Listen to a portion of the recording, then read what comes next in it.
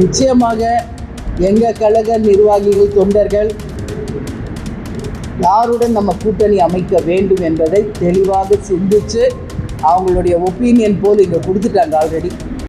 நம்ம மாவட்ட செயலாளர்கள் முன்னாடியே சொல்லியிருக்கீங்க, அவங்க விரும்புகிறதுக்கு தான் அமைக்கப்படும் அவங்க ஒரு கருத்து சொல்லியிருக்காங்க. ஆனால் கூட்டணி பேச்சுவார்த்தைன்றது 2 கட்சிகள் முடிவு பண்ணோம். சப்போஸ் நம்ம விரும்புகிறக்கூடிய கூட்டணியில் வச்சு நம்ம கேட்ட மாதிரி அதையெல்லாம் மாறக்கூடிய வாய்ப்பு இருக்குது. அப்போது அது கூட்டணி பேச்சுவார்த்தைக்கு அப்புறம் தான் முடிவு செய்யப்படும். இல்லை, இன்றைக்கு தலைமை கழகத்திற்கு வந்திருக்கும் அனைத்து பத்திரிகை நண்பர்களுக்கும் கேப்டன் சார்பாகவும் தேசிய முற்போக்கு திராவிட கழகத்தின் சார்பாகவும் எங்களுடைய காலை வணக்கங்களை தெரிவிச்சுக்கிறோம். உங்கள் அனைவருக்கும் இனிய புத்தாண்டு நல்வாழ்த்துக்களை தேசிய முற்போக்கு திராவிட கழகத்தின் சார்பாக தெரிவித்துக் கொள்வதில் மகிழ்ச்சி அடைகிறோம். இப்போ நீங்கள் கேட்ட கேள்வி, இதில் இருக்கிற ஒப்பீனியன் போல் இன்றைக்கி நாங்கள் ஜனநாயக கடமையாற்றி இருக்கிறோம். எங்களுடைய மாவட்ட கழக செயலாளர்களுடைய கருத்து அந்த மாவட்டத்தின் கருத்து. அவங்க எல்லாரும் ஒன்றியம், நகரம், பேரூர் கிளைகள் வரைக்கும் கலந்தாலோசனை செய்து மாவட்டத்தினுடைய அந்த பிரதிநிதிகளாக எங்கள் மாவட்ட கழக செயலாளர்கள் இன்றைக்கி வாக்களிச்சிருக்காங்க. அதை நாங்கள் ஓப்பன் பண்ணி பார்ப்போம், யார் யார் எந்த கூட்டணி விரும்பி இருக்காங்க என்பதை. உறுதியாக எங்கள் கழக நிர்வாகிகள் தொண்டர்கள் விரும்பும் கூட்டணியை தான் தேமுதிக அமைக்கும். அதில் எந்த மாற்று கருத்தும் கிடையாது.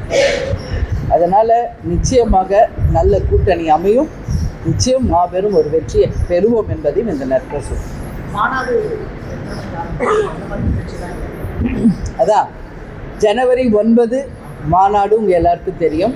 நாங்கள் 3 மணிக்கு நம்மளுடைய மாநாடு தொடங்கிடும். முதல்ல கழகத்தினுடைய கொடி அங்கே ஏற்றுகிறோம். அதை முடித்து கலை நிகழ்ச்சிகள் இருக்குது, லைனாக நிறைய கலை நிகழ்ச்சிகள் இருக்குது. அது முடிஞ்சு உங்கள் எல்லாருக்கும் தெரியும் ஸ்பீச் இருக்குது.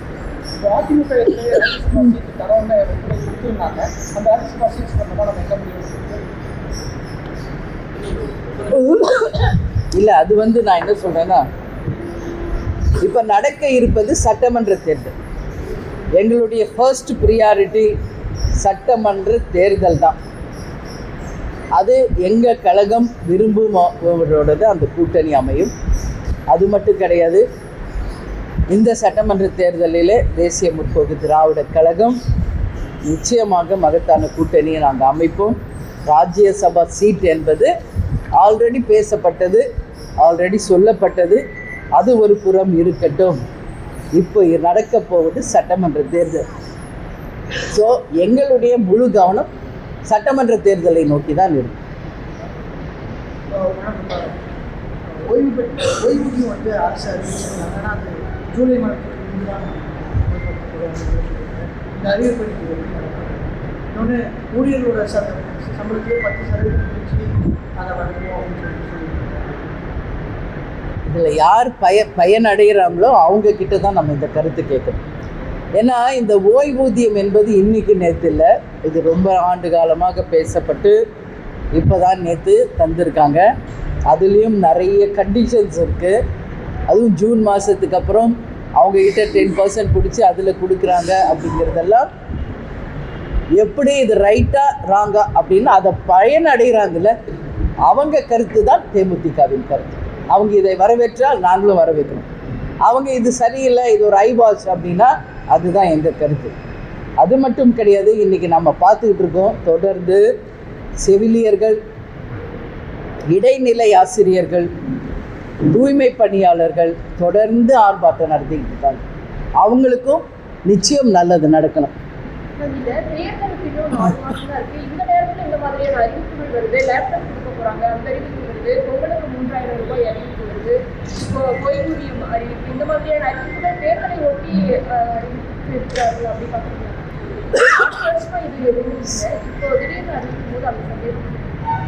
இது யூஸ்வலாக நடக்கிற ஒரு விஷயம் தானே.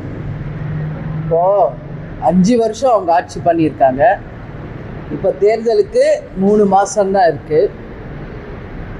தொடர் போராட்டங்கள் தமிழ்நாடு முழுக்க நடக்குது. ஸோ நீங்கள் இது எலெக்ஷனுக்காகவா அப்படின்னு நீங்கள் கேட்குறீங்க.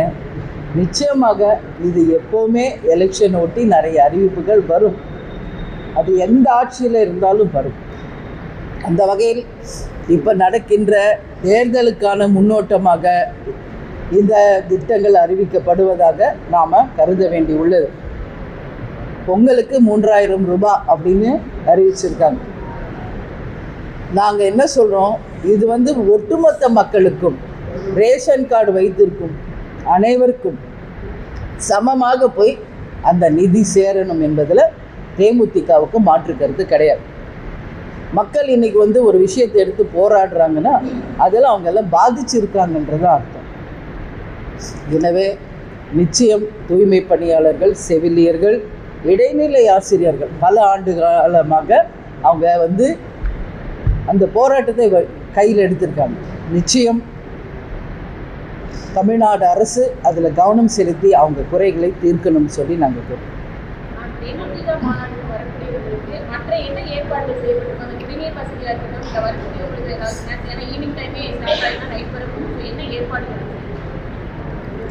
தேமுதிக மாநாடுனா எப்படி இருக்கும் என்பது உலக அறிந்த விஷயம். ஏன்னா 20 வருஷமாக எத்தனையோ மாநாடுகளை நம்ம நடத்தியிருக்கிறோம். அந்த வகையில் நீங்கள் கேட்குறீங்க, எல்லாமே க்ளீனாக ஆர்கனைஸ் பண்ணியிருக்கோம்.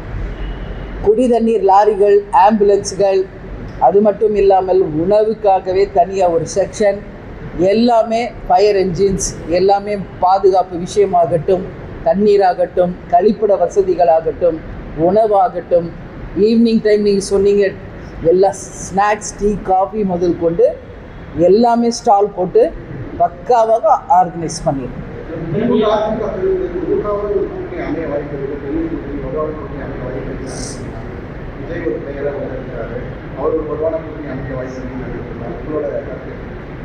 இல்லை, ஆல்ரெடி எக்ஸிஸ்டிங் இங்கே 4 பேர் இருக்காங்க. திமுக கூட்டணி, அதிமுக கூட்டணி, டிவிகே, இன்னொரு சைட் சீமான். ஸோ இதை தாண்டி இன்னொரு கூட்டணி வருமா அப்படின்றது தெரியாது.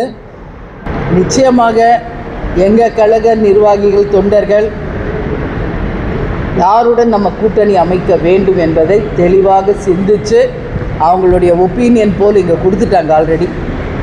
ஸோ அதை நாங்கள் இன்றைக்கி பிரித்து பார்ப்பேன். அதில் என்ன கருத்துகள் இருக்கிறதோ அதை மாநாட்டில் நான் அறிவிப்பேன்.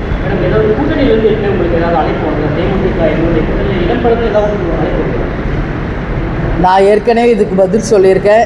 தமிழ்நாட்டில் இருக்கும் அனைத்து கட்சிகளும் தேசிய முற்போக்கு திராவிட கழகத்திற்கு தோழமை கட்சிகள் தான்.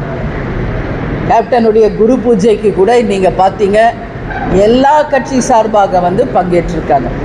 அந்த வகையில் அனைவரும் தேமுதிகவுடன் கூட்டணி வைக்க விரும்புகிறார்கள், வரவேற்கிறார்கள். அதை நிச்சயம் உரிய நேரத்தில் சரியான ஒரு முடிவை நாங்கள் எடுத்து அதை அறிவிப்போம் என்பதை தெரிவிச்சுக்கிறோம்.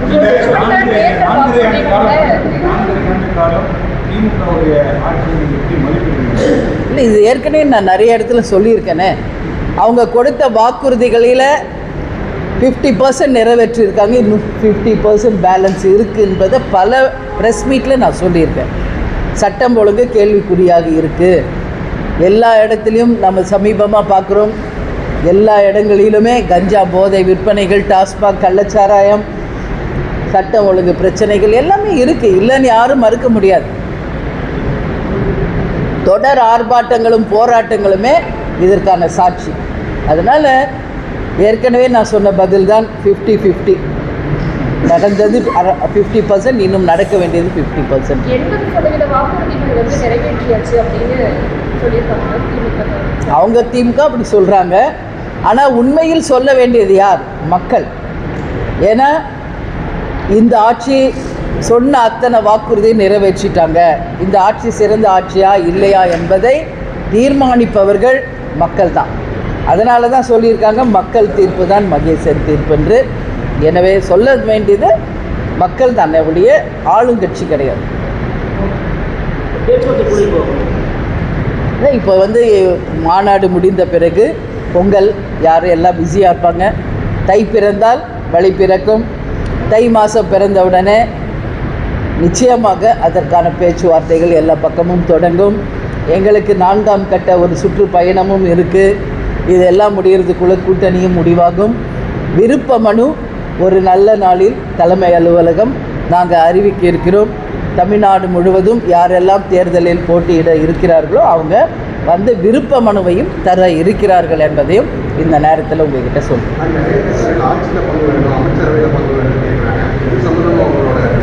நான் தான் அது அதிகமாக சொல்லியிருக்கேன். நிச்சயமாக 2026 தேர்தல் ஒரு மாறுபட்ட ஒரு தேர்தலாக இருக்கும் என்று பல இடங்களில் நான் சொல்லியிருக்கேன். அனைவரும் மக்கள் இதுவரைக்கும் விரும்பிய ஒரு அணி நிச்சயம் வெற்றி பெறும். அது வந்து எல்லாருக்குமே வந்து இந்த முறை மந்திரி சபையிலும் அங்கம் வகிக்க நிறைய வாய்ப்பு இருக்குது. அதாவது ஆட்சியில் பங்கு என்ற குரல் ஓங்கி ஒலிக்கிறது. அதுக்கு சாத்தியமும் நிறைய இருக்கிறது என்பதுதான் எங்கள் கருத்து. திமுக ஆட்சி அறிவித்த மொத்த தளத்தில் கூடிய அனைத்து கட்சிகளும் ஓரணியில் இணைய வேண்டும் என்று எடப்பாடி பழனிசாமி அழைப்பு கொடுத்திருக்கிறாரு. அவருடைய அழைப்பு ஏற்கிறீர்களா? அவங்க சொல்கிறாரு, அண்ணன் எடப்பாடியார் சொல்லியிருக்காரு. ஏன்னா இன்றைக்கி திமுக ஆளும் கட்சி, அவங்க எதிர்கட்சியில் இருக்காங்க. எதிர்கட்சியில் இருப்பவர்கள் எப்போவுமே அப்படி தான் சொல்லுவாங்க. எனவே அவருடைய கருத்து அது, அண்ணன் எடப்பாடியாருடைய கருத்து. அதனால் யார் ஏற்றுக்கிறாங்க யார் ஏற்றுக்கல என்பதற்கான விடை கூட்டணிகள் அமையும் போது மக்களுக்கு தெளிவாக புரியும். திமுக ஆட்சி அகற்றணும்னு அதிமுக, பாஜக, நாம் தமிழர் எல்லாரும் ஒரு நிலைப்பாட்டில் உறுதியாகிறாங்க. திமுக ஆட்சி அகற்றப்பட வேண்டும் உங்களோட நிலைப்பாடு இல்லை, எப்போவுமே யார் ஆளுங்கட்சியோ அவங்களுக்கு தான் எல்லாரும் எதிர்ப்பு தெரிவிப்பாங்க. ஏன்னா 5 வருஷம் அவங்க தான் ஆட்சி செய்திருக்காங்க. அதனால் யூஸ்வலாக இங்கே தமிழ்நாடு ஒரு ஹிஸ்ட்ரி இருக்குது. 5 வருஷம் காட்சிகள் மாறுறது. ஆனால் ஒரு 10 இயர்ஸ் மட்டும்தான் அதிமுக தொடர்ந்து ஆட்சி பண்ணியிருக்கு. ஸோ நம்மளோட தமிழ்நாடு ஹிஸ்ட்ரி பார்த்தோம்னா 5 வருஷம் மாறி தான் ஆட்சி வந்திருக்கு. அந்த வகையில் ஆட்சி மாற்றம் வேண்டும் என்று எதிர்க்கட்சிகள் சொல்கிறாங்க. ஆளும் தரப்பு எங்களுடைய ஆட்சி தான் தொடரும் என்று சொல்கிறாங்க. அதனால் பொறுத்திருப்போம். நிச்சயம் இங்கே நிறைய மாற்றங்கள் வரப்போகுது. ஏன்னா இந்த நிமிடம் வரை எந்த கட்சியும் இதுதான் எங்களுடைய ஃபைனல் கூட்டணி, இவங்க தான் எங்கள் கூட்டணியில் இருக்காங்கன்னு இது வரைக்கும் அறிவிக்கலை. இன்னும் நிறைய மாற்றங்கள் எல்லாம் இங்கே வர இருக்கிறது. நாம் இவங்க தான் உறுதியான கூட்டணி என்று இந்த நிமிஷம் வரைக்கும் சொல்ல முடியாது தமிழ்நாட்டில். ஏன்னா கூட்டணியில் இருக்கிறவங்க வெளியேறலாம், புதியவர்கள் இணையலாம் என்ற கருத்து இருக்கிறது. நிச்சயம் தை பிறந்தால் வழி பிறக்கும். ஆனால் வருகின்ற தேர்தல் தமிழ்நாட்டுக்கும் தமிழக மக்களுக்கும் நல்லது நடக்கும் ஒரு தேர்தலாக நிச்சயம் இருக்கும் என்பது என்னுடைய கருத்து. அதான் வெயிட் பண்ணுங்கள். நீங்கள் எல்லாமே இன்றைக்கி உங்களுடைய அத்தனை டவுட்ஸும் மொத்தமாகவே இன்றைக்கே நான் சொல்லணும்னு நினச்சிங்கன்னா அதுக்கு வாய்ப்பு கிடையாது. ஏன்னா எங்களுடைய ஒப்பீனியன் போல் இங்கே ஆல்ரெடி போட்டாங்க. அதை பார்ப்போம். அதற்கு பிறகு தான் தேமுதிகவினுடைய கருத்து என்ன என்பதை மாநாட்டில் நாங்கள் தெரிவிப்போம். நன்றி, வணக்கம்.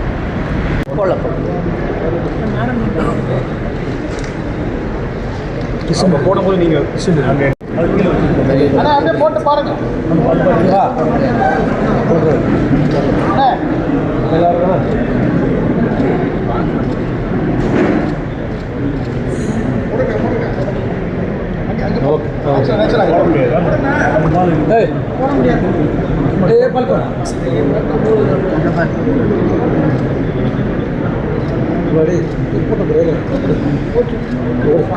Okay sir, thank you sir. நன்றி.